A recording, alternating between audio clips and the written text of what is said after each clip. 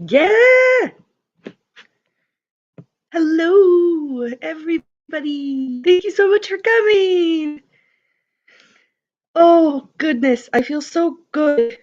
I was really hoping to get it before the end of the month and I got it and I feel great about it, but I wouldn't have done it without all of you. So thank you so much from the very bottom of my heart. I really deeply appreciate it.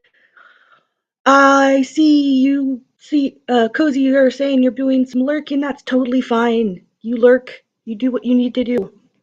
I got channels up, so that's awesome. Eventually, I'm gonna get um a bits menu set up. Thank you, Ed. Thank you so much. Um, Yay, Alan! Thank you, Alan and Bill the Duck.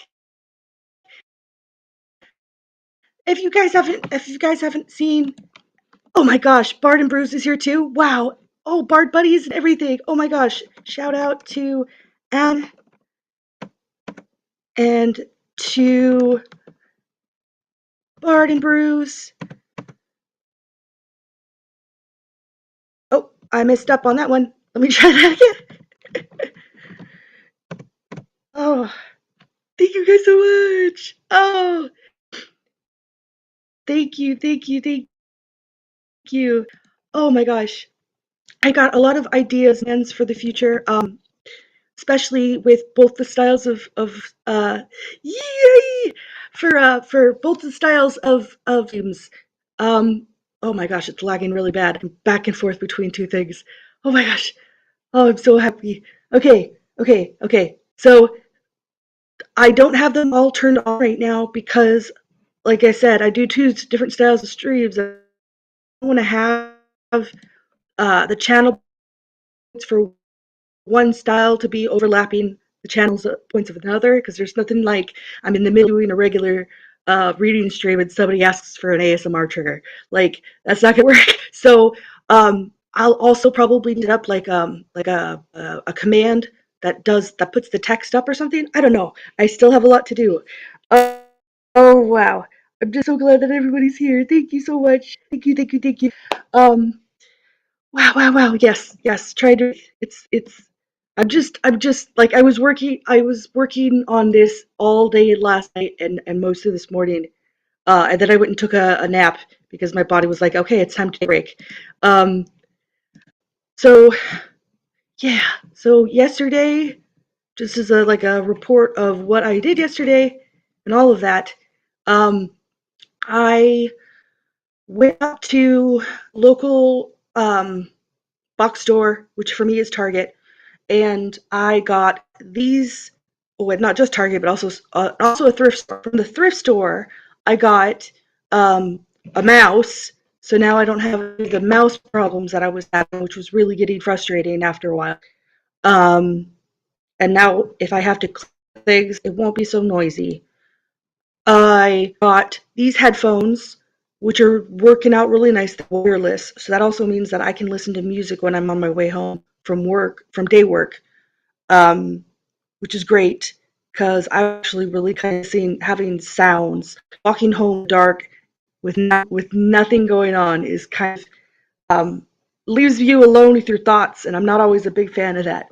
So got that. I also got some resistance bands because I think what I want to do is do some resistance work with my legs while I'm sitting on stream sometimes. So I might add a channel redeem for that specifically.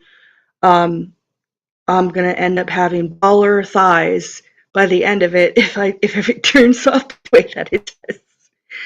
Um, what else did I get? I got a couple pieces of um, winter type wear or layers for the oncoming winter. My favorite hoodie of all time that I've had for like probably 20 years is getting to a point where it's very clearly obviously not my size anymore. Plus the big hoodie pouch is breaking. So I want to probably see about maybe getting it tailored, if that makes sense, so that I can still wear it, but it doesn't sit on me the way that it currently does anymore. I have some ideas with that because one of the hoodies that I got, which was in the boys hoodie section have these really deep cuts on the sides, and they're enforced cuts. They're not like it's not like somebody just grabbed a pair of scissors and slit them up the sides. I'll grab it and show you. I'm gonna move my desk back just a second. Okay.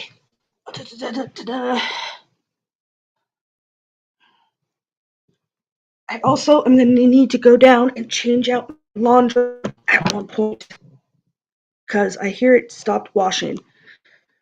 Okay, so as I was saying, um, here is, let's see if it's going to show up on the screen. It's a black hoodie, so of course it's not going to be super visible. That's typical, right? Half of my clothing is black. Here we go. This is the side of the hoodie. So normally it would just be like that, but it's not. It doesn't even have buttons or anything. It's got a seam. So I thought when I got it, I thought that's exactly what I have done with my hoodie. And this one is a proper hoodie, whereas this one is a zip-up hoodie, the one that I'm wearing right now. Probably can't tell really well because of how dark it is in here, or I should say the color differentiation of the mic isn't good. So yeah, obviously, but it's like navy dark blue versus the black one. But if I go and I get it tailored like that, or if I make that like my first tailoring project, because I really, really, really want to learn how to do hand sewing and stuff, then that would be awesome. We have a sewing machine. We have a couple sewing machines that are coming up probably with us, so we'll be able to do it once I'll be able to try it once I learn how to do it. So hooray for YouTube! I'm going to learn through YouTube, because I don't know if I'm going to be able to get into the classes, the local classes that is put on right away until I have the money to do so. Yes, so moving on. I have a pair of gloves from the Target because I needed winter gloves. The other thing I was noticing the other day as I was walking home was that my hands were really cold. And I know that there are little hand warmer pouches. I'll probably buy like a box of those at some point or another. I didn't have any gloves. I haven't had gloves since I lived back home. So it was kind of important that I get them. And I also bought the, I guess they're like waterproof outer layer pants because they're all bungee cords and very, very wide. But they're in the right size. I know that it'll be fine. Why am I talking about all these purchases? It's the first time I've bought stuff like this in a while because I haven't had any sort of ability to do so for paycheck wise. So there's all of that. I still didn't get an umbrella though, which I really need to get an umbrella. I'm going to probably this coming month, the month of November, take my current bike in to get it repaired and have the tune up. And I'll also be looking to see over the next few days probably what the cost of an bike, specifically the cost and what kind of e-bike I want to get, because I need an e-bike to and from work quickly. Because I don't have the car with me. I'm probably not going to have the car right away. I'm really hoping that November is the month that spouse finally is able to get here. But I'm going to hold my spouse to that. It's a stressful thing. All of the stuff that's going on down there is very stressful, and I don't want to put that kind of demand on him, even though my heart wants nothing more for him to be here with me. And I have to remind myself, because the worst, my ADHD symptoms, time blindness, and it was something I've always kind of known, but it was only recently that I really found the name for it. I used to get called impatient a lot, and I used to get criticized because I would lose track of time. It wasn't even just that I was procrastinating or that I wasn't aware of time passing. I just wasn't aware of how quickly or how time would pass. And it is something that I've noticed with work also like I'll be at work, it'll feel like an hour is taking 5 hours, but then I'll look down at something, look up, and 5 hours will have passed, and that's what it feels like. Um, Not a fan. So, and it also kind of makes me feel like that has something to do with the way I feel mentally, because I had this conversation yesterday in a different person's channel. Let me see if I can get. Stop lagging. Shout. Naf the keeper. Let's see if that works.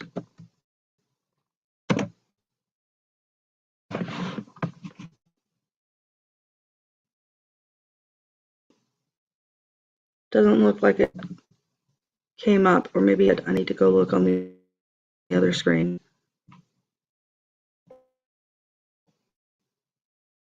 Did it?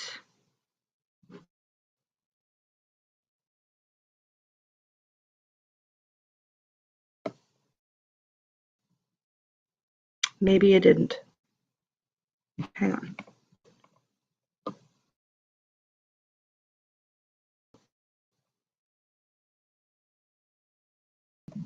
Oh, that's fine. I'll not include the full name.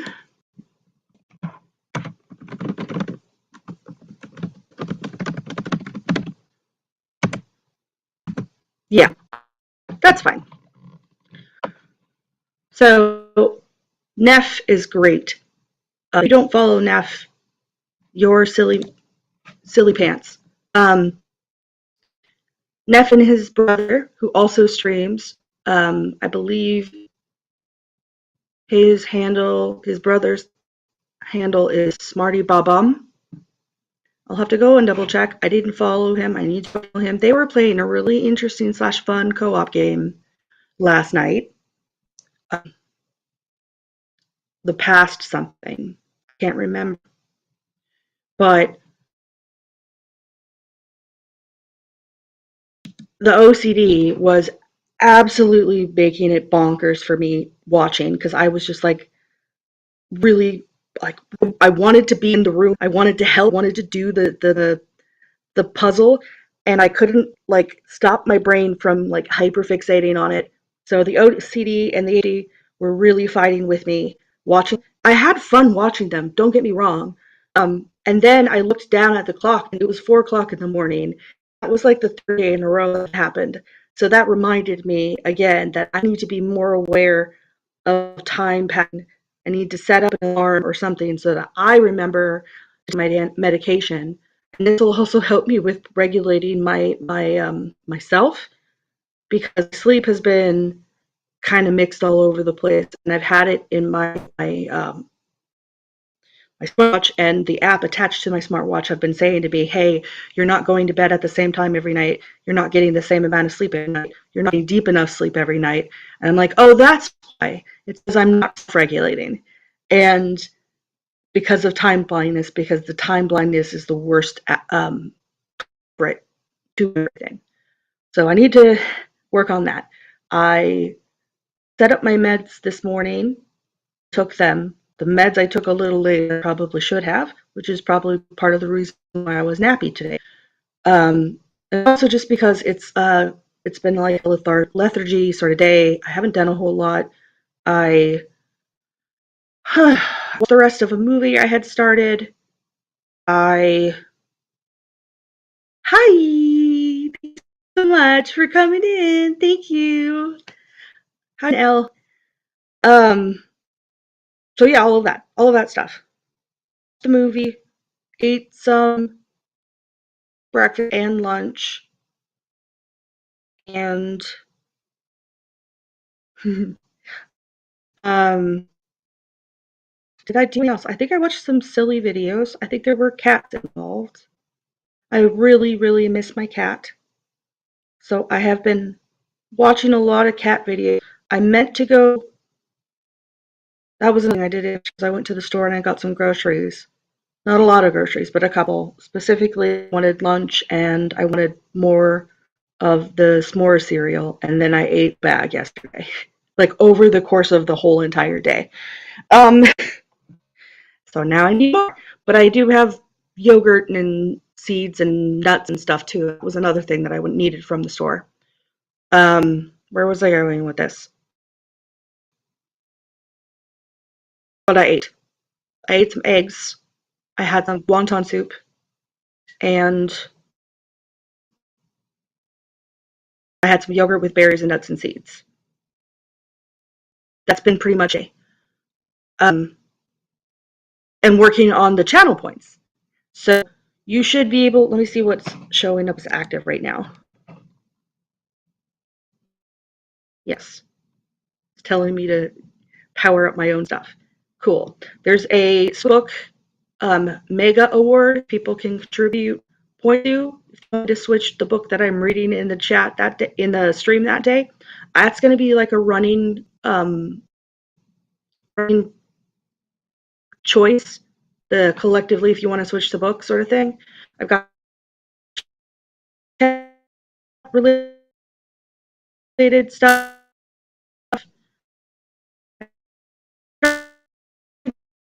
Do a little bit of color coding, if you can see that or not. I might.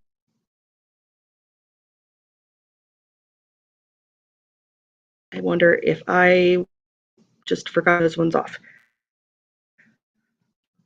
But you can look at them since they're already up. You can take a peek of them. I'm gonna one of the biddy. Oh, like if you pay this much, the gamer throw biddies at me, and suddenly I'm doing an ASMR trigger that's like 3 hours long. I wouldn't want to do that. So I'll probably figure all of those little minute details out, but I also just need to think how, if at all, I want to do any of that, because on the one hand, I don't want that to be like the primary reason that I'm streaming. I really enjoy reading. I really enjoy reading on stream. I really enjoy talking about books and stuff. Like that is the thing that means the most to me. I'm not necessarily looking for this to be a full-time job. I'm mostly seeing something that is like supplemental. So I don't expect anybody to start paying bills for me. But I would love to um, have things that are valuable, I guess, um, that people even want to do that for. I don't want people to just throw stuff at me because they can. Does that make sense? I hope that makes sense. And here I am with my ums again. I really need to work on that. Inside my head, I can hear my speech teacher giving me shit for it because I used to have the worst umming, and I'm somehow run into that style of speech. I used to be so much better. One of the things that is in there, remember, right? I gotta open it again and look.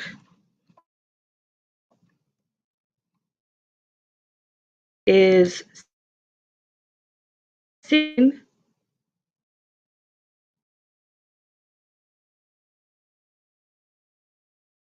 Is it in here? Yes, singing should add a text put singing I am doing, like melody wise, because I could do that. I'd be like, you know, for the next 3 I have to sing song, speak in the style of Smash Mouth. You know, that would be challenging / fun for me. Um, and I would probably just grab the melody of freaking All Star because that's the one he knows. Uh,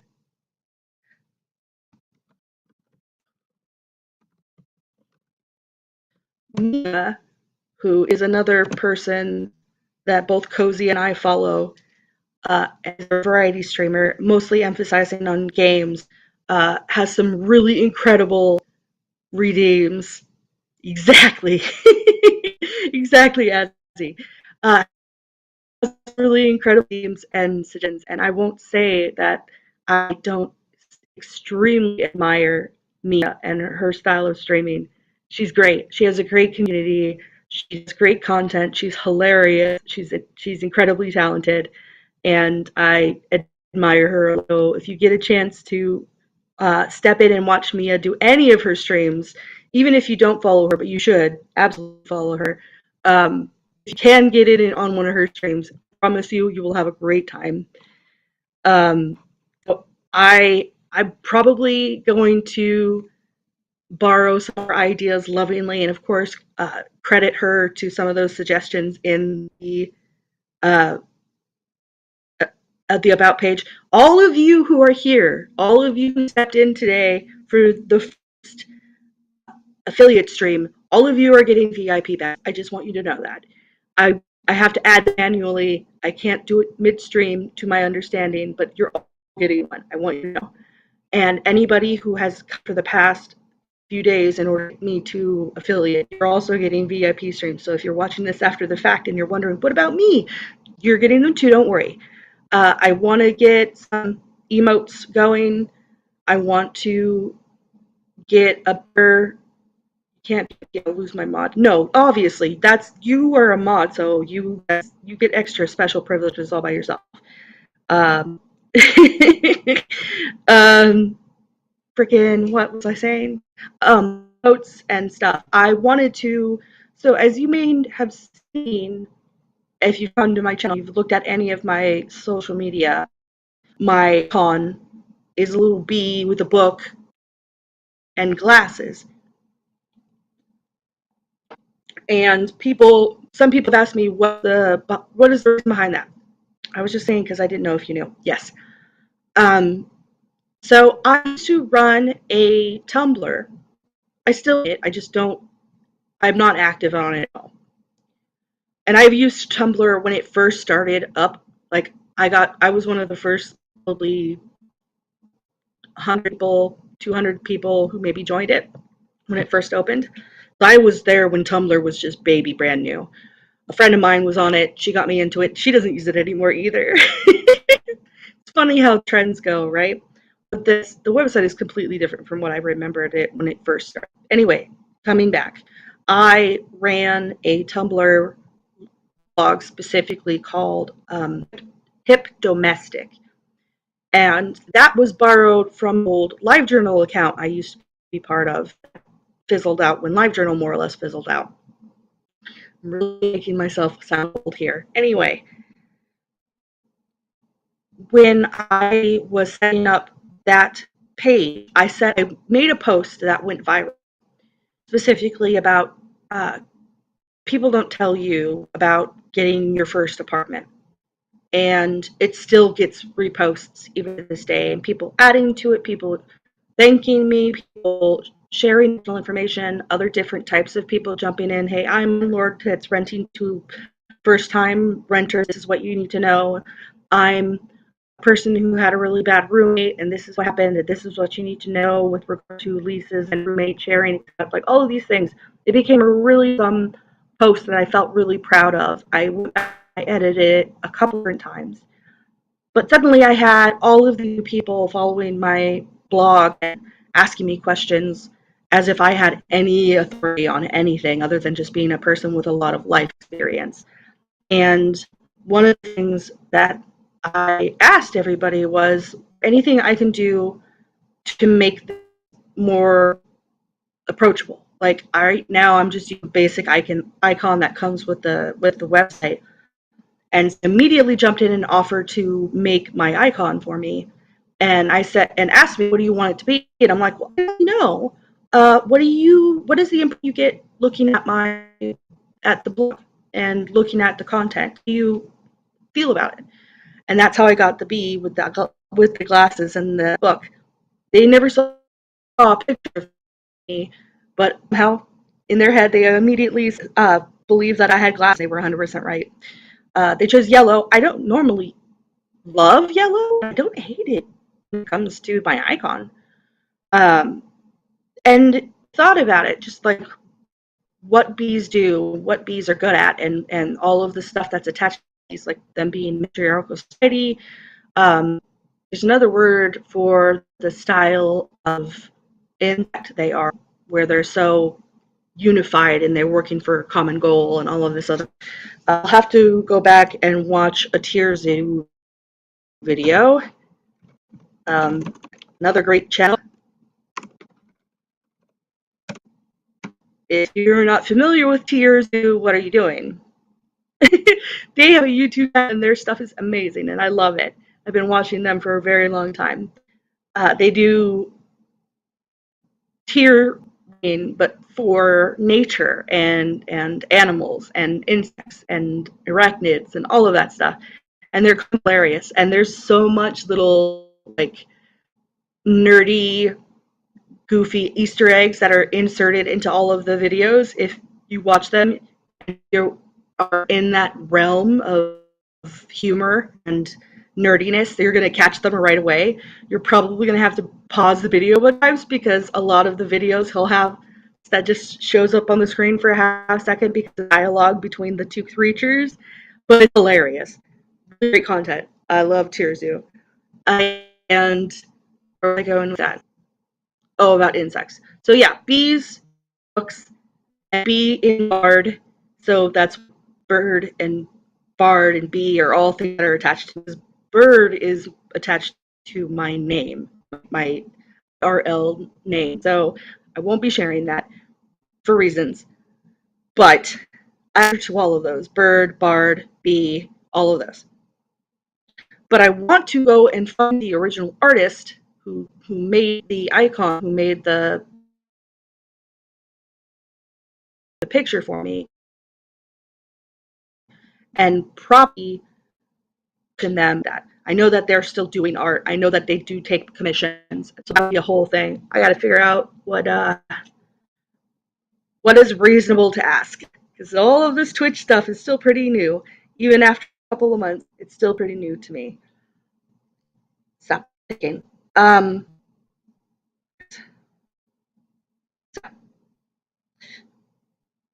Where was I? Come to a point where I'm like, I don't have anything else to really discuss or talk about. I do have a job interview tomorrow. I wasn't super smart with the time I picked, and that is something that I have been struggling with also the past couple weeks. Whether or not you've been following along with me, I had my first rated last week. I haven't been at my job for 90 days yet, and I got sick within the first 3 weeks that I was there, and I had to take a couple days off. I got injured with my bike and had to take a day off, and I called out one day. So already I have all of these time/attendance problems. I've been late a few times too, but every time I've been late, I called. And I did tell them when I first started working with them that I'm using public transit right now. I don't have access to my car. That's not forever. It will change. It will get better. But just keep in mind, I will, if something were to happen and I were suddenly late, that's fine. And hopefully that isn't a regular thing. But the store manager made a comment to me on the phone about my reliability, my dependability, and it really hit me hard because mental health stuff and health stuff in general are things I take very seriously, especially after COVID. The fact that I got that talk right after COVID also kind of shocked me, but it also kind of shows that that's how autism works. It has a very short memory. So I had a bad shift on Saturday.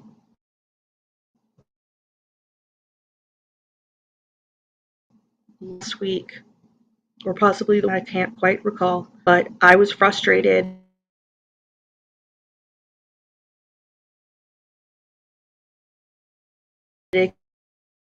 because I wasn't on meds. A lot of my meds had fallen off because I was waiting for insurance to go through, and then I was waiting to see my doctor, etc. All of these things. So I came to work on the Saturday, even though I really didn't even want to be there. I felt like crap, and I was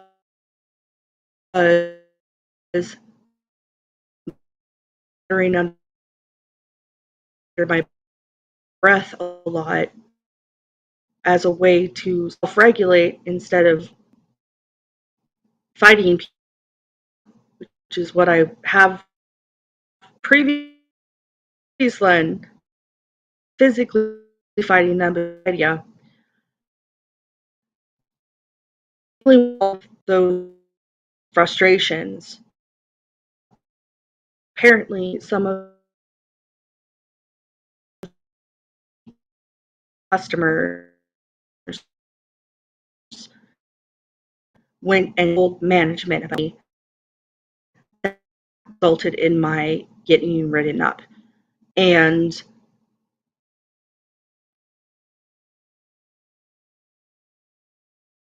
it didn't feel good to get a write up so quickly. And it didn't feel good. I mentally was not in the right place for it.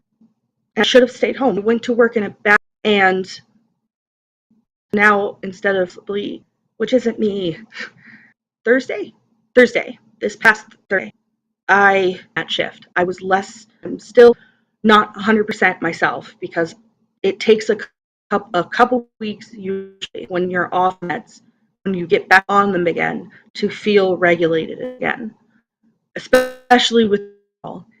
And I could feel myself getting frustrated for the same reasons from the prior time, which was that all of these specific employees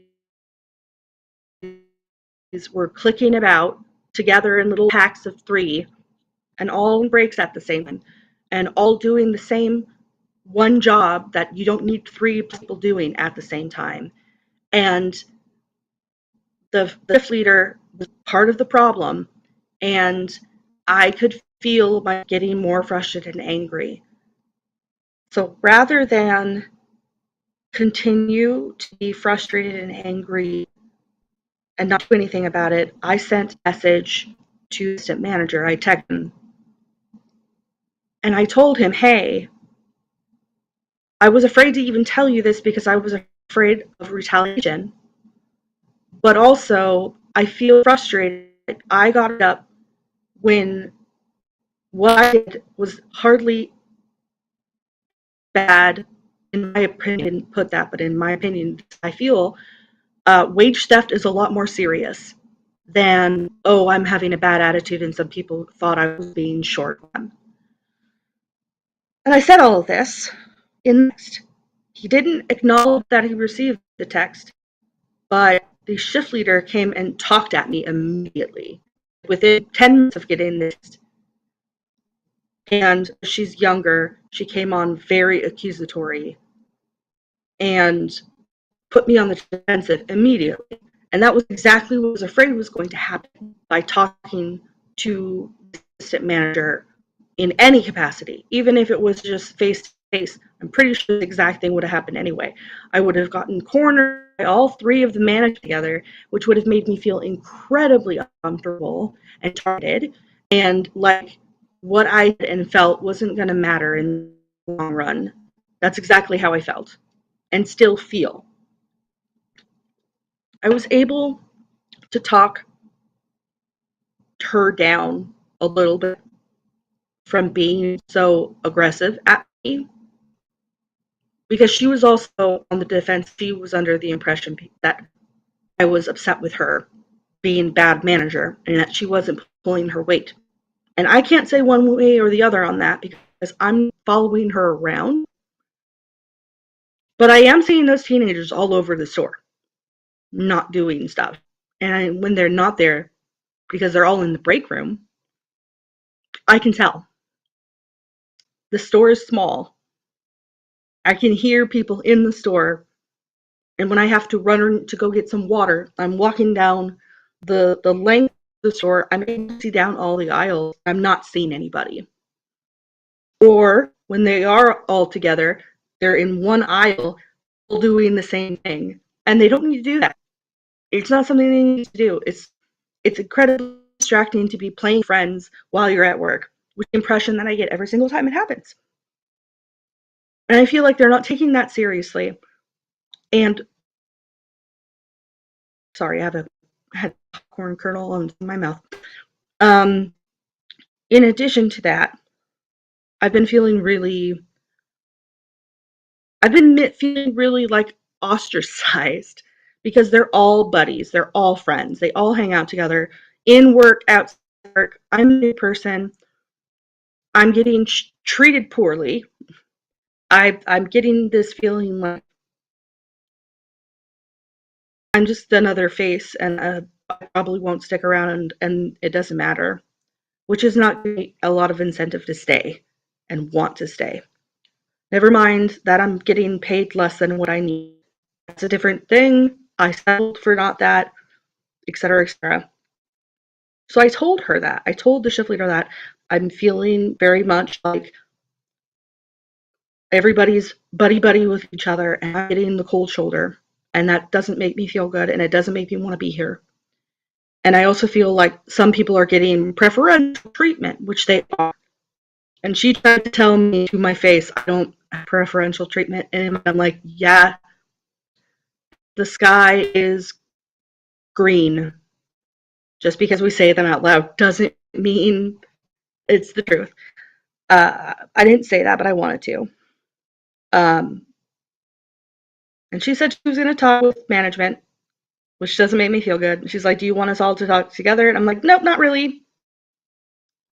I don't want to have that feeling of being cornered, attacked. I don't want that. I would just as soon rather we had a big, like, meeting where everybody's there, everybody gets talked to. I feel like that is a lot closer to what I want. Whether or not that'll actually happen is a completely different story. The employees are teenagers, so they're at school. They're not going to be able to come to a meeting, and I'm not 100% sure that the store would even want to pay them for their time. So that's probably why it's never going to happen. Yeah, that sucks so much. I'd leave a place like the sort of place that says a team player or some other nonsense. As you were 100% correct. And that's exactly what I'm feeling right now. So why am I saying all of this? Well, because I have an interview tomorrow, and I'm going to have another check on Friday. That will probably be enough to pay for my rest of my rent because I put money aside from this past check, and I had been very careful not to spend a lot of money this past month of October. I'm tempted to not go to work tomorrow.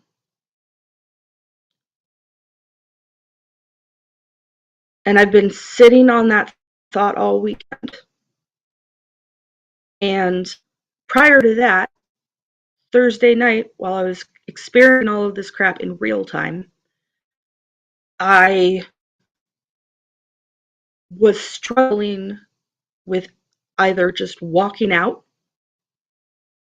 or putting myself into the mindset of quiet quitting, where I was just going to go, do my job, be as fuck, which is what it feels like, not invest into the store or into myself being there, and just go until they fire me. Or I get another job, whichever comes first. Because at this point, that's what I'm most worried about. I was hired within the first week. Don't do that. Don't before. Just walked out mid shift. Yeah, yeah. I've done that one other time, like 12, 13 years ago. Even on the worst day I had at Arby's, where I was literally getting yelled at by people, I didn't leave. Same thing with Walmart, getting literally yelled at people. Same thing with piano bar that I worked at very briefly. I had a literal fucking panic attack and had to step outside and have my panic attack before I could go back to work and function. And I didn't want to be there after that. I felt awful. Even thinking about it, I can feel this like, ugh, gross feeling in my stomach, remembering all those experiences and the fact that I'm not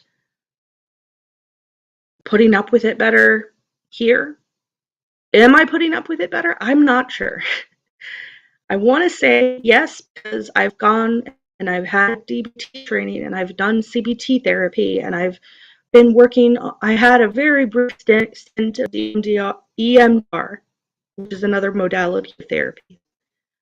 And maybe if not most, if not all of this stuff is contributing to how I'm taking my frustrations this time around. Uh, it's, but I'm still not perfect because, and I shouldn't, nobody's perfect. I get that. I'm still not able to completely handle myself in a way that the neurotypicals can handle me. Um, by the end of my shift, I'm literally exhausted from masking all day. And I'm muttering under my breath, and people are hearing me because I don't have any fucking control over the volume of my voice. um, so talking, and that's another thing. Like the customers are even part of the problem.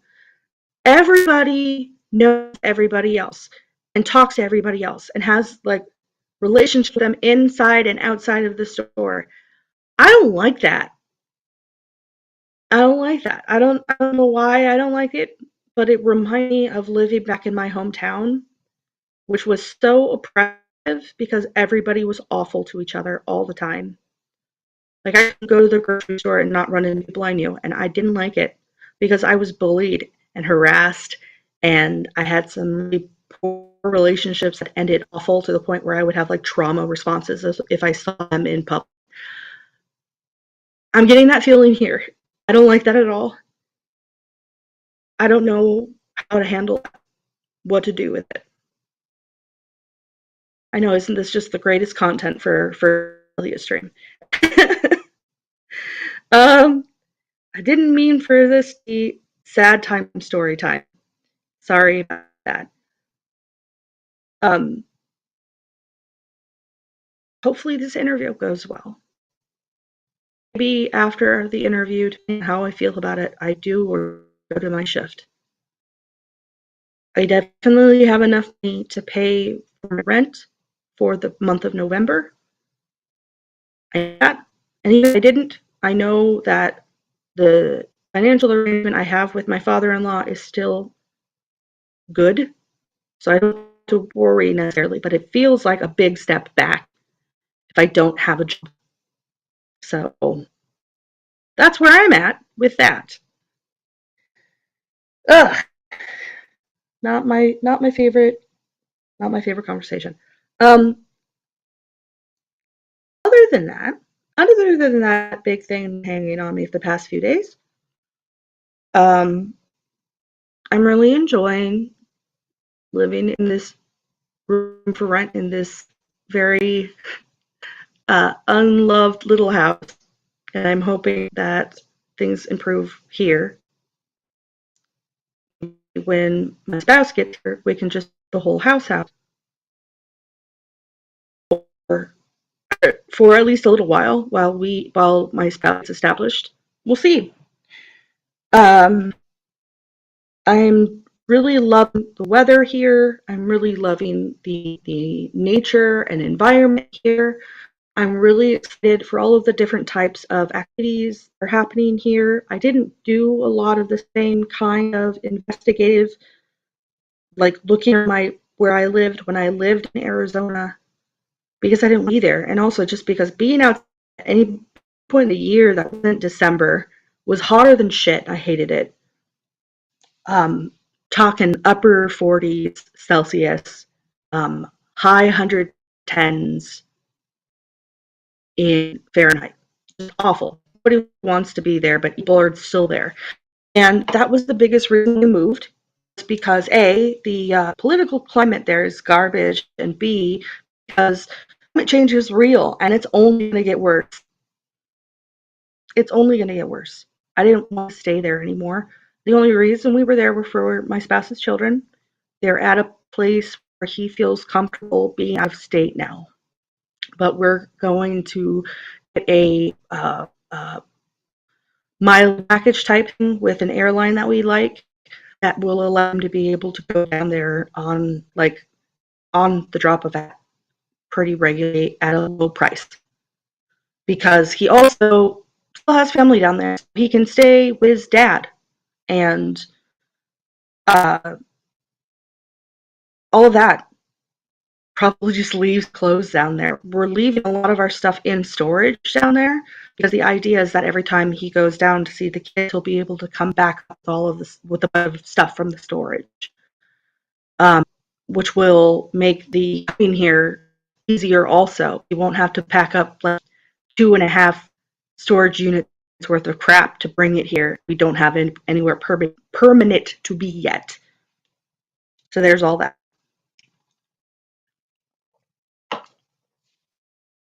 All right. Now that I've got all of that out on the table, um,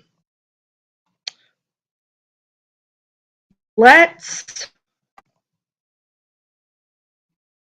take a little break, just a little break, and come back and do some reading, shall we? So, get yourself a beverage, make sure it's hydrating. Yes, hydrating. I have to look a list of non-hydrating in the chat. I'll freaking do it. I need a command even. Drink, stretch your legs. We'll see you in 60 seconds. Back in a minute.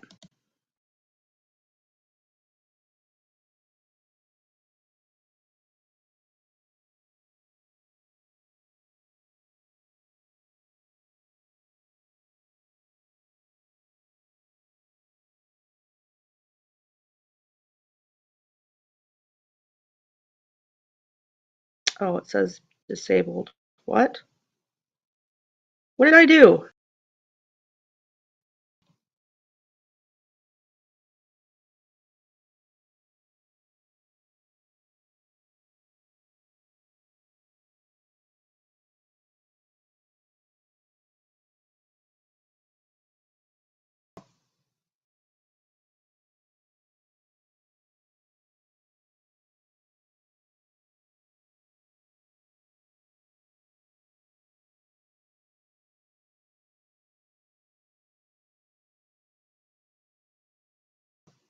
Did I actually?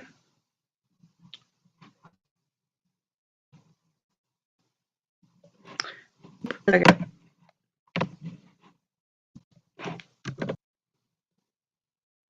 Oh, Cozy, take care. We'll see you in a bit. Um, doesn't look like the commercial wants to run, so that's fine, whatever. Probably need to adjust my settings somewhere. Either way, still gonna take a break. Yes, do all the lovely things as he says. Stretch, hydrate, have a snack, have you had? I'll be right back. There goes my mouse.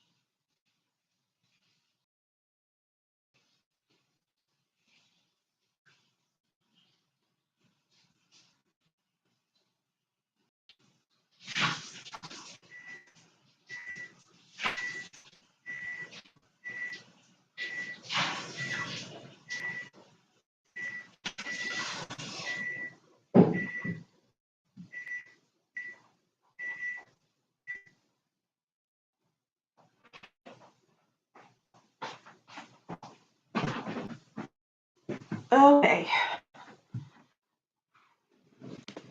Woof. I am back. Am I still on the screen? Not the right one. There we go. Looks like yes. Okie dokie.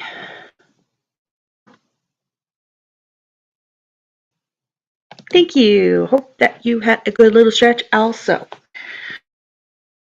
Gonna go ahead and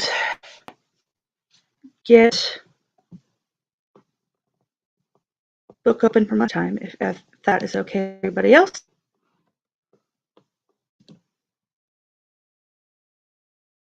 Do a quick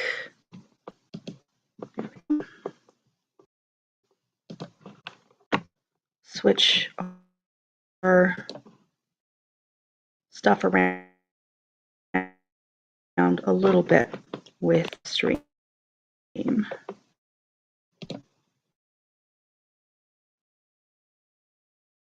Change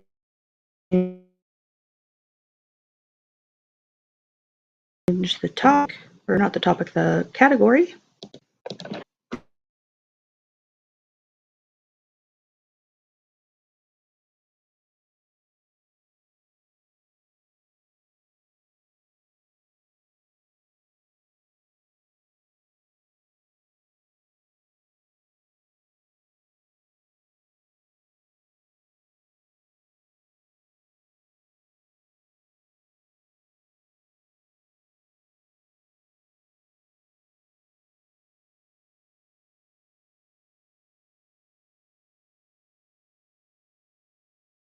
There's that.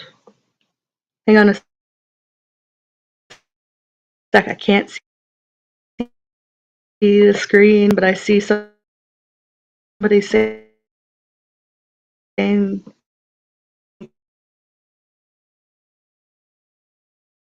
congrats.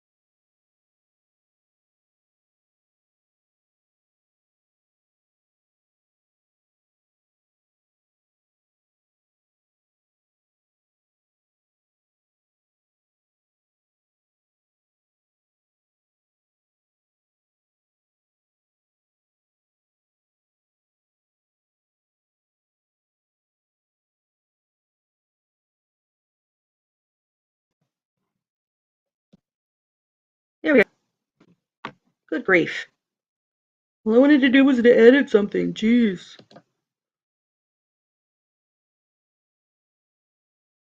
No, stop it.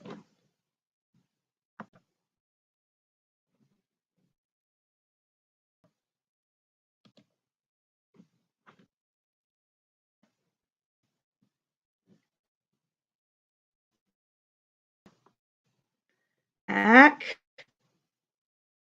There.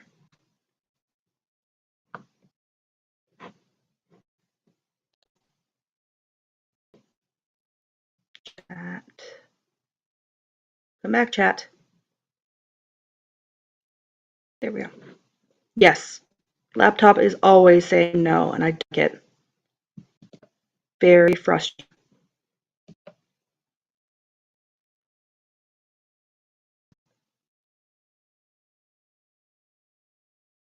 All right. I'm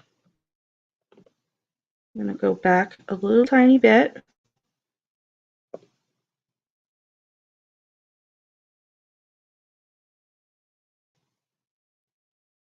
All right.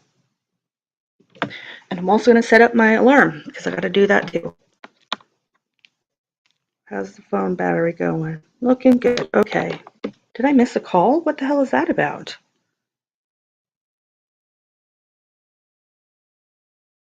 Oh, nobody I even know. It's fine.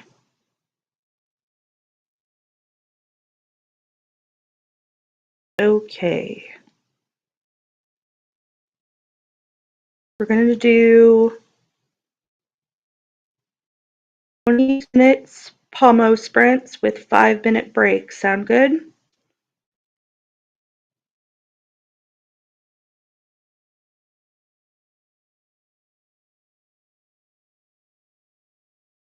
And after the fourth one, we'll take a 10-minute break.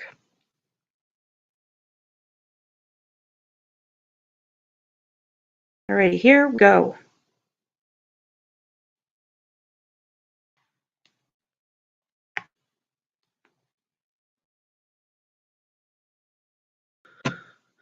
The tri-level worldview also encompassed the concept of life and death. They conceived of life and death as a continuous, evolving chain. The underworld was associated with death, heavens with the future. Earth itself, both death and life were present. For this reason, the afterlife was considered to be below, beyond the waters. Thus, Sovius, a personality in the oldest myth, descends below the earth and becomes a guide to the underworld. After the introduction of Christianity, the underworld, the abode of the dead, was associated with hell.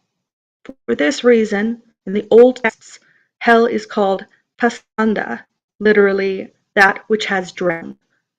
Probably it was imagined that in order to reach it one had to descend into the waters, that is, to drown. The dead themselves were usually depicted as anthropomorphic, though in Fales, traces of an older Indo-European concept can be also found. In this myth structure, the world of the dead is depicted as a pasture and the dead themselves as grazing animals. This article deals with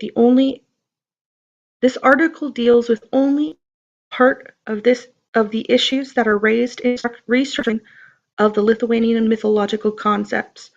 Until the most important area is studied extensively, it will be difficult to decipher the ties that the archaic Lithuanian culture has with Christianity and with the present culture. Norbertas Velius, Senovės lietuvių religija ir mitologija in krikščionybė ir jos socialinis vaidmuo Lietuvoje. Vilnius, 1986. Wow, hated those words.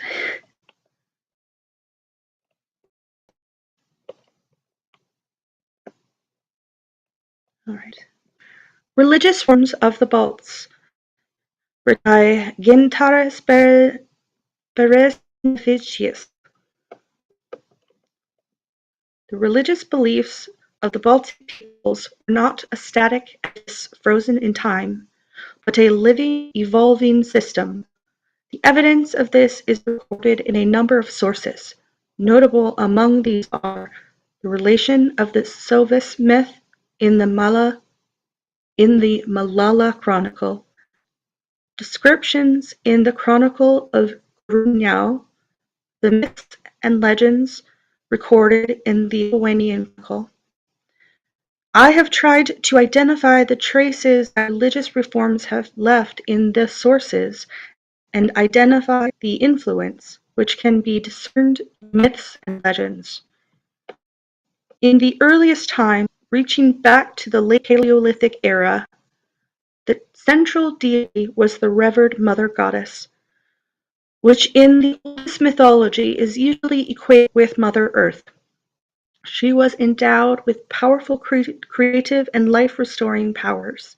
In this religious system, burial in the earth was dominant because it implied the assignment of the deceased to the care of the most important deity. The myth of Soviets believed burial in the earth, as well as another archaic burial custom, the placement of the deceased in trees. It elevates cremation as the proper funerary rite.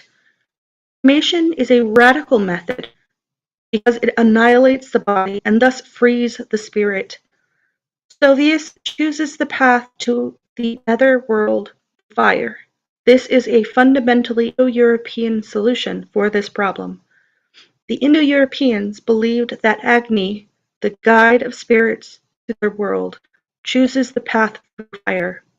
The spirit of the deceased ascends along with the rising smoke of funerary pyre. In the religious tradition of the Balts, traces of three reform periods can be discerned. Evidence of religious reform is found in the myth of Sovius, in the legend of Videtis and Ruinis, and in the legend of Schwengarages. Confirmatory evidence of these reforms can also be inferred from Baltic folklore, historical sources, and archaeological material. Further confirmation is provided by comparative linguistics. The myth of Sovius was first recorded in 1261 as an insert added to a translation of the Malala Chronicle. The Sovius of the myth repeatedly travels to the world of the dead. In this journey, he tries various burial modes and makes an unqualified decision which one is to be preferred. Sacrifices a boar. The 9 spleens of the boar are eaten by his sons. He gets angry with his sons and attempts to reach hell. With the help of one of his sons, he finally manages to penetrate into hell through the 9th gate. There, he repeatedly falls asleep. #dies. Or, let me try that again.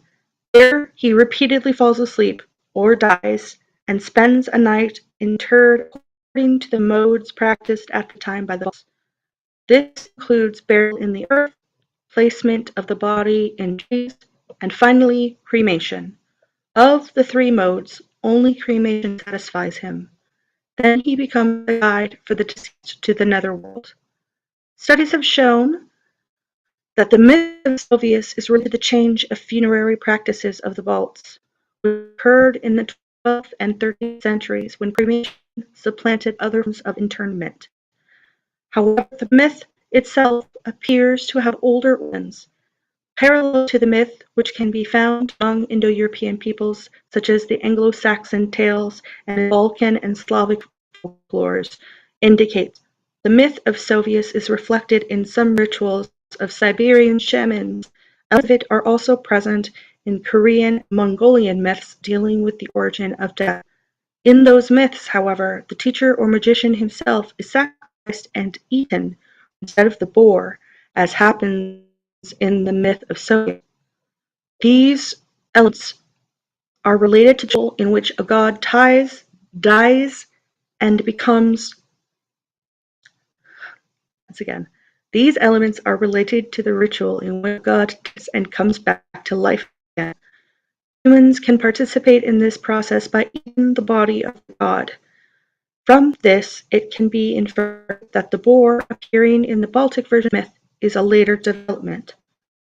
The sacrifice of a boar or a man whose bodies are subsequently consumed in a ritual feast is characteristic of the Dionysian and Sabazius rituals in Greece. The myth of Sovius, though related to Dionysian and Sabazius rituals, includes elements which set apart from the rituals of Eurasian religions. In the Baltic version, the central theme of death and reincarnation was used to strengthen an ideological position. It became the precedent for cremation of the dead. The ritual of cremation, which was introduced by Sovius together with the cult of deities, who maintained their principal adobe in the heaven, is a development in opposition to the archaic Proto-Indo-European religion of the Mother Goddess.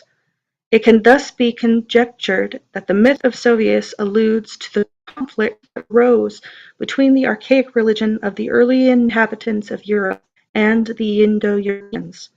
Taking conjecture a step further, the myth arose during the period when a synthesis of the two religious systems, that of the earlier inhabitants and the might of the Indo-Europeans, was taking place.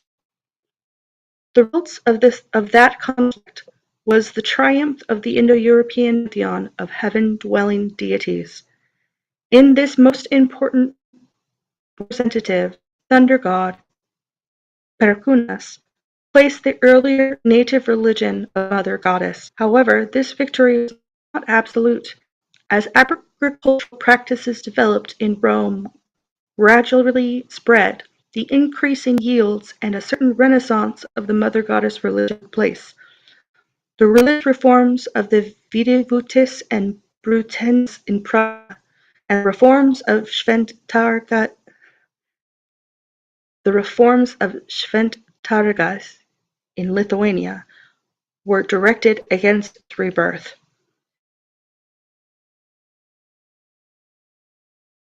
Videvootis and Brutenis were two chiefs of the Kierai tribe originally resident in Gotland, the largest island in the Baltic Sea. When the tribe was displaced from the island by the Goths, hence the name presented Gotland, they migrated to Prussia and there came in conflict with native Baltic people.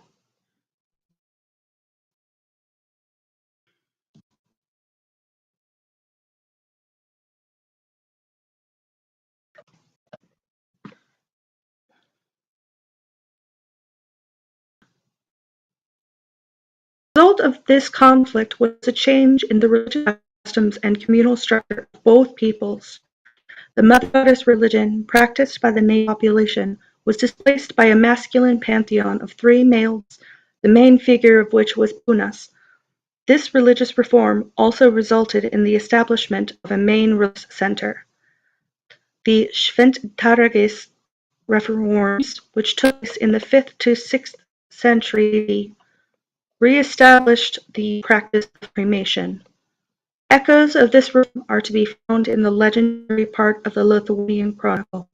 Šventāragis reconfirmed cremation as the dominant funerary method and established a necropolis for the ruling dynasty, which later became the religious center of Lithuania. The cremation custom spread from this center along with the political influence until it encompassed the entire region up to the Baltic Sea. The funerary practice was a central part of a religious system, which emphasized Indo-European features. This included the cult of the sky god who lived on top of a hill. The Baltic religious reform can be described as a process in which Indo-European religious ideas became established and spread. They were opposed by the archaic religious forms of the cult of the Mother Goddess, which prevailed among the earlier indigenous European people. Progress in agricultural practices and yields brought a temporary rebirth of the Mother Goddess cult. This process was strengthened by influence from Roman provinces and the Celts. It was also probably driven by internal factors, for example, the resistance movement, which can develop when a religious system is displaced and suppressed. The chances for its success could have been increased when during the migration period, the warriors and some of the priests who were the main supporters of Indo-European religious systems moved south or southwest.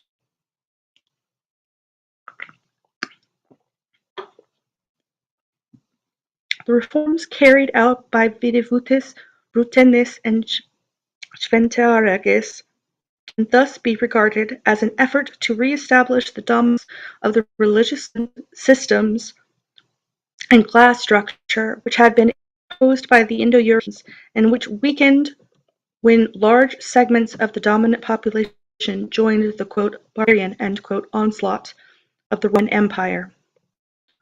On the other hand, the movements which favored a rebirth goddess cults were part of an development in which a repressed religious system attempts to regain lost positions.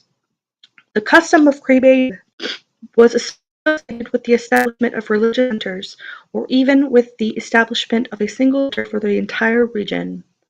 This religious system was based on a pantheon of sky gods, with a special role assigned to the thunder god Panas. In the Baltic religious reforms, the sky god pantheon was opposed to the re-establishment of the mother goddess cult and also other archaic local religious practices. G. Beresnevičius, Balturėlės Reformas, Vilnius, 1995.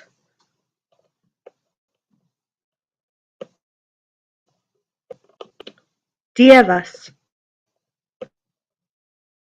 The ancient Lithuanian god Dievas, Latvian Dievs, and Prussian Diesis, receives his name directly from the Proto-Indo-European word Dieu, which apparently meant both God and heaven.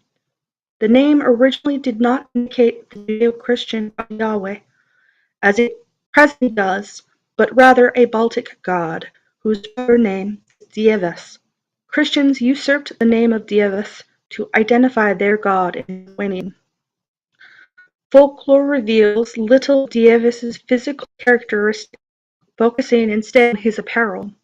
Dievas, as a young man, dresses in lavish silver, felt, and tin clothes, and bears a shining, sometimes green, sword, reflecting the wardrobe of the Baltic dukes. As a result of Dievas's association with light and silver serve as his symbols. Dievas sometimes appropriates veiled appearances for himself. Specifically, he wears a white shirt and a gray coat, which do not distinguish him as a ruler. As an old man, he travels among the people, visiting people from house to house, and from village to village. In this embodiment, he acts in human fashion and gives opulent gifts to good people. Dievas's cosmological function takes him as the creator of the world, as establisher of order, and as the god of light. Specifically, Enos, spiritual songs, focus not so much on Dievas as creator, but on his creation. Dievas creates earthly objects with great precision, granting humans cultural values. He also legislates law and establishes order in the world, thus ensuring cosmological religious stability. As a determiner of fate, Dievas comes into direct contact with the human world at births, weddings, and deaths. This parallels the influence of Laima, triple aspect goddess of fate, whose powers and functions were expropriated by Dievas. Both, described by identical vocabulary, determine fate. In certain contexts, Dievas even appears as the father of Laima. The confrontation of Dievas and Laima results in recurring folklore strife between the two. Laima wins arguments in an overwhelming number of such clashes. Dievas lives and works on his own farmstead or estate in the heavens, located at the top of a high, steep, stony mountain. Dievas's farm contains all the elements of a rich, typical earthly farm, including surrounding fields, gardens, buildings, and a sauna, known in Lithuanian as pirtis. Dievas drives a golden or silver wagon or sleigh drawn by magnificent dappled steeds called the Dievo žirgai. These steeds sometimes appear black dogs or black ravens, vaguely symbolizing the prophetic associations of Dievas. Dievas also rides his steeds. He drives down from the heavenly mountain in order to increase the fecundity of the fields. The slow drive down the mountainside parallels the approach of spring and summer and prevents the disruption of dew, save waters. His ride appears also accompanies the cycle sun. The agrarian cycle of celebrations reflects Dievas's agrarian activities and indicates his existence as a calendar god. Dievas participates in one form or another in nearly every community festival, which usually centers around a solemn meal. Numerous rituals mark Dievas's approach, entrance, and greetings. In particular, the summer solstice celebrations celebrate. Let me start that sentence again. In particular, the summer solstice celebrates the presence and blessing of Dievas and of Se, the sun goddess. Dievas may even be Saint John Christianized in name only. In addition to ensuring the fertility of the fields, the rituals emphasize human sexuality, animal insemination, and beekeeping. Dievas also actively participates in stock breeding, especially of horses. In terms of horses, Dievas's involvement goes deeper. Dievas presents horses as gifts, helps with their upkeep, and gives advice on the raising of horses. Dionysius Trius and Audrey Zia, Dievas, in Roma/USA, Volume 9, 1992. The image of Dievas presented in the above article draws heavily on Latvian folklore and mythology. Ethnological scholars have expressed various opinions about this deity. For example, A. J. Gremius is of the opinion that the search by mythological and folklore scholars for a chief god in the Baltic pantheon appears to be motivated by the desire to find an analogue to the Christian god. However, he is also of the opinion that reasons exist why the Dievas was transformed into the Christian god. The Dies of the Balts is one of the most positive deities in the entire pantheon. This is proven by the circumstance that his name was chosen to represent the Christian god. In the opinion of V. V. Ivanov and V. N. Toporov, Dievas was the first among the principal gods of the Balts. In the Prussian pantheon, he is called Oprimpas, the one who is first. Jonathan Gunas, J. Gremius, Tautos Amenities, Bishkant, Vega 1990, V. Ivanov, V. N. Borov, Mythologia Baltica, in Studi Salavi, Volume 3, Pisa, 1995. Parkunas. Parkunas, the god of fire, revives life and protects righteousness and order.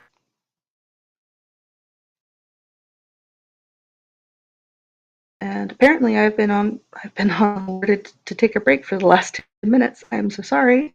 Don't know why I didn't go off. So we'll take a little 5-minute break before we start on Perkunas. Hey Yue, thank you so much for joining us today. I so appreciate you being here. You've been in the zone. Yeah, I have. I'm struggling with the Lithuanians. I haven't been practicing my Lithuanians. I'm really met the of the words, the names to be specific.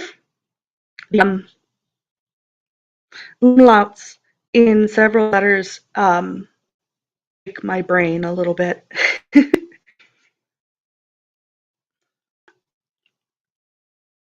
I should have refilled my water bottle. Dang it. Let me go get another water bottle refill. I'll be back. I also need to get rid of all of these freaking cords. My goodness.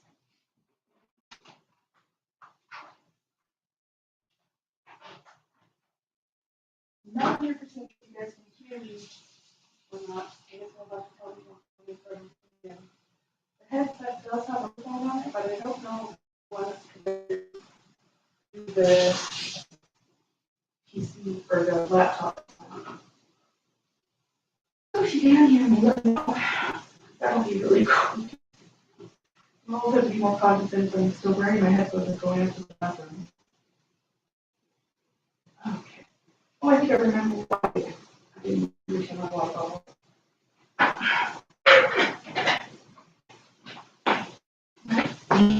Back to the pee.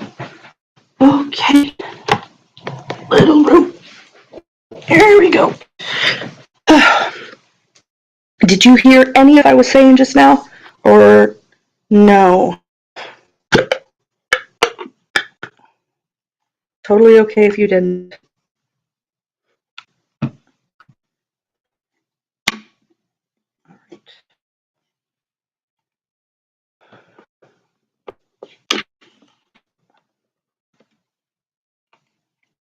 This is another heard sounds, couldn't do words. So that answers my question. Thank you so much for that. I don't have the right USB for this one. I did get a quote unquote smart cup that supposedly heats my beverage and keeps it warm. I did not check to see what kind of cord it used, or I grabbed it and stuffed it in my bag. It's the round one, which I don't have. But I do at work. Well, I have it at the grocery store because there's nothing but round ones there. But I do have water now. Just regular water. Check if my bottle was. No, all right. That's good to know. Good. Good. It is, in fact, keeping watertight. I've been having the kind of luck with water bottles where the gasket doesn't like to stay in, which is annoying. Alrighty. Just checking that this is still run good. It appears to be so.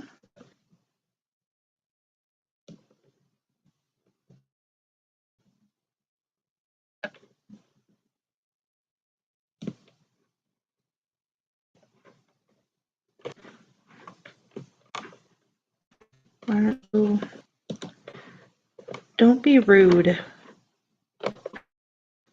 That's why.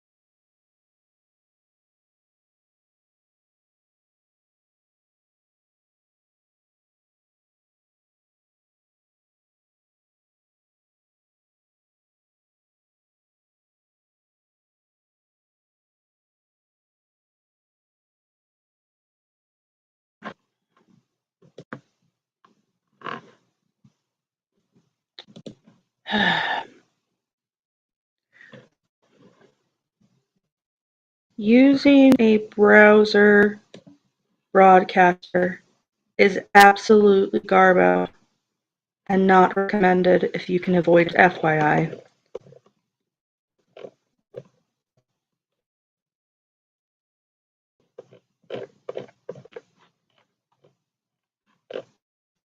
Thank you all for being so understanding and patient.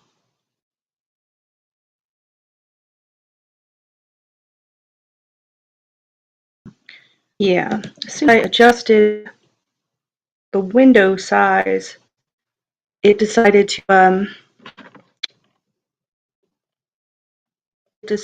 to throw a pop-up at me of that fucking weird. Oh no. The overheads on the browser are going to be massive. That explains the bandwidth tanking. Yeah, Oh no, I usually use OBS. The problem right now is that I don't have my rig with me. It's still down in Arizona. So I'm using a laptop right now with a laptop camera and a laptop microphone, and that is why we're able to do that all. But hopefully forever, because I hate it and I just want my rig back. It is very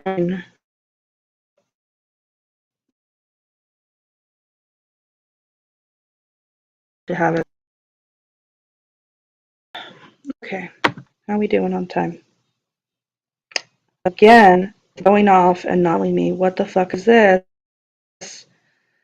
Oh, I think I know why. The alert is on no alert sounds, so it's not even going on vibrate. That's probably why it's doing that. Okie dokie. Back to it.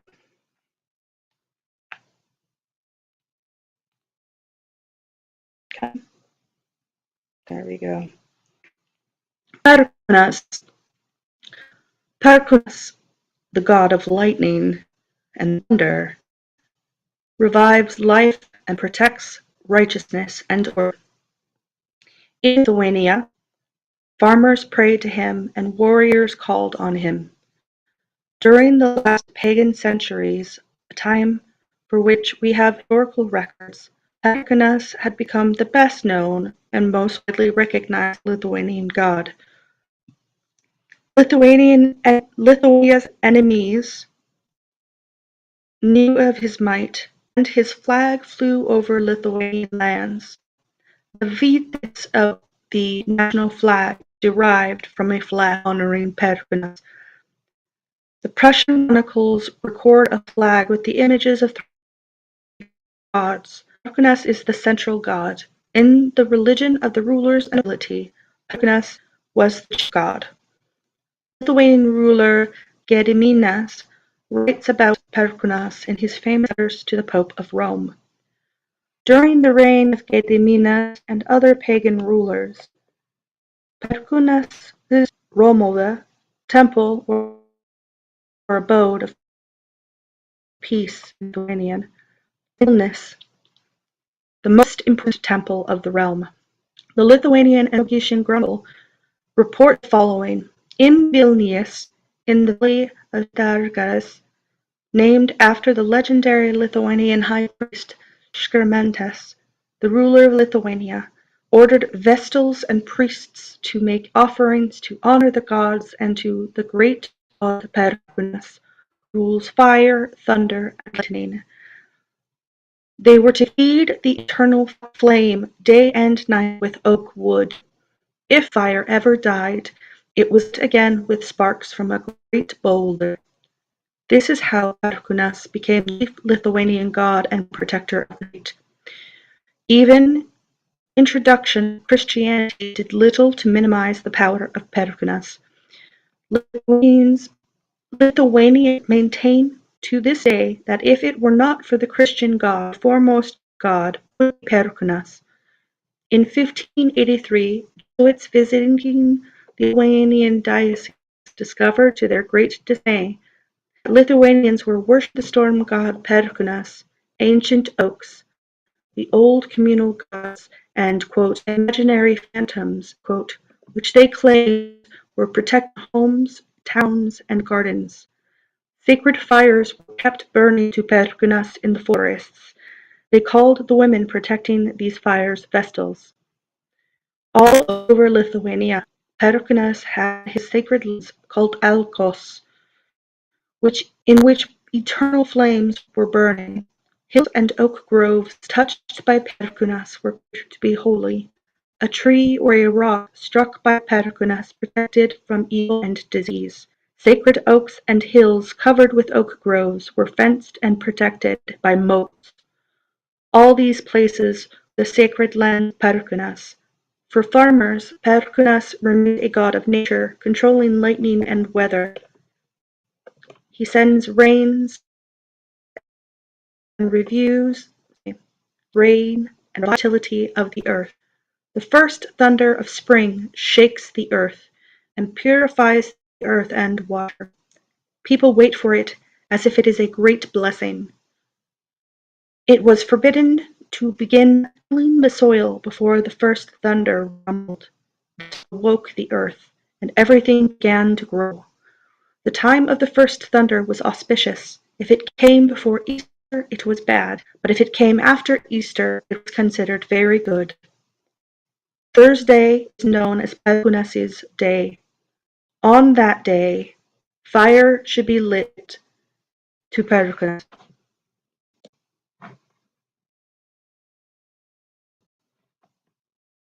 Sorry, just a moment. The tradition to a graduline or memorial candle has survived to the present day, although the word graduline now means mournful. Etymologically, the Dictionary of the Lithuanian Language explains the word as an alternative name Perkunas, signifying a single thunderclap. This candle is used as the fire of Perkunas in other rituals as well, especially blessings. When Perkunas takes on human form, he appears as an angry man with a copper beard, carrying a bolt of lightning or an axe in his hand. The fire of Perkunas is moving, flashing, and his tools indicate movement. His tools which together become the svastika. We'll talk about that in a second. Perkunas protects the order of the world. He pursues forces evil and instigators chaos who shatter harmony. Folk tells of the many tales where Perkunas pursues the god of the dead, Belnius. Another symbol of Perkunas is his two-headed axe, which depicts his creative and destructive powers. Perkunas protects and punishes. The symbols of Perkunas protect people, houses, buildings from fire and other disasters. A very important symbol of his, which let me try that one more. A very important symbol of his is the Celtic cross, X, called the Ian or the Celtic cross. This symbol can be made the movement and with words. For example, there is a folk saying, before Perkunas thunders, turn your face to the clouds and say, the cross litter, the cross on me. Perkunas, don't touch me. Don't send your lightning to go aside, go aside. The ancient Lithuanian sign of the cross was the pagan Perkunas cross. That is a crooked cross and can be seen from many ancient ritual items, window ornaments, and so forth. The Perkunas sign of the cross was utilized in many rituals while entering into contracts, drinking a ritual drink.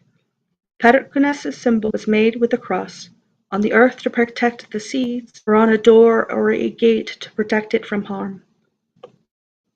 Perkunas, as the god of the annual wheel of life, awoke the earth and life forces. With the help of water and fire, he himself would walk the wheel. He appear at many holidays, different disguises.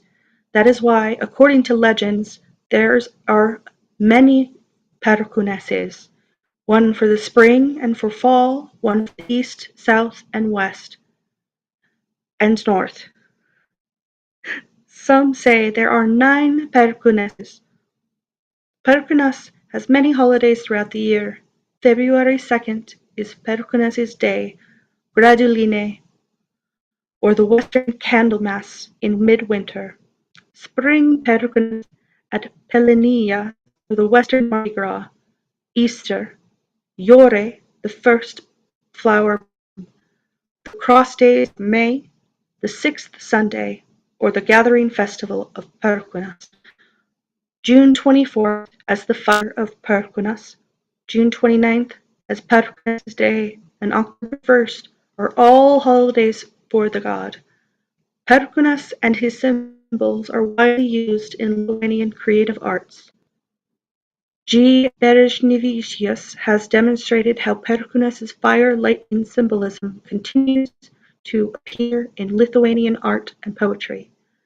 Simonas Daukantas, in The Way of the Ancient Lithuanians and Semagitians, wrote that Perkunas, the greatest of Lithuanian gods has name Dundulis, Aukštio, etc.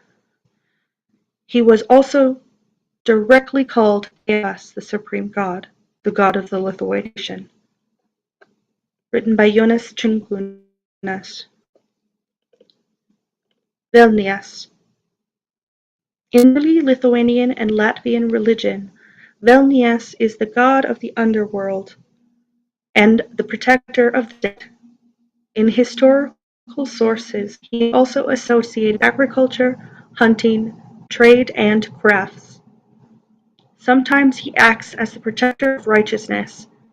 He participates with Dievas either as an assistant or as an antagonist in the creation of Earth, its fauna and flora. Velnias is related to the old Persian god Patulas. He shares some characteristics with the Hindu god Varuna and Vrita, and the Scandinavian Odin, the Slavic Veles.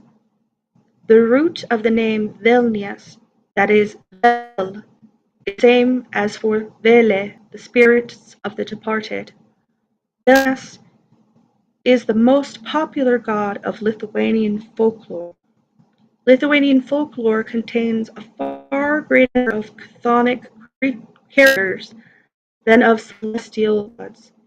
It is important to investigate Velnius' image in folklore, as it is here that the main mythological personalities belonging to the Gothic world can be found.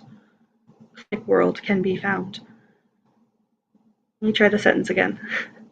It is important to investigate the Velnius image in folklore, as it is here that the main mythological personalities belong to the chthonic world can be found. Being one of the most popular Lithuanian mythologies, being one of the popular Lithuanian mythological characters and folklore. He is mentioned in superstitions, beliefs, and everyday speech. He also figures prominently in literature, fine arts, films, etc., by professional artists and writers. The partial transformation of Velnius to the antipode of God, that is, to the devil or Satan, took place after the introduction of Christianity. I am pausing because I am having a stinking raid. Oh my goodness. Hello, raiders. Hi, everybody. Thank you so much, Angel, for sharing your community with me. I'm so grateful. And thank you for celebrating with me on my affiliation day. You will be added to my notifications.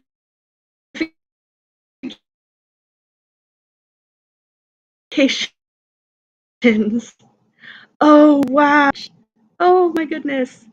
Oh my goodness. Let me trace back. Give me a second. The chat just exploded.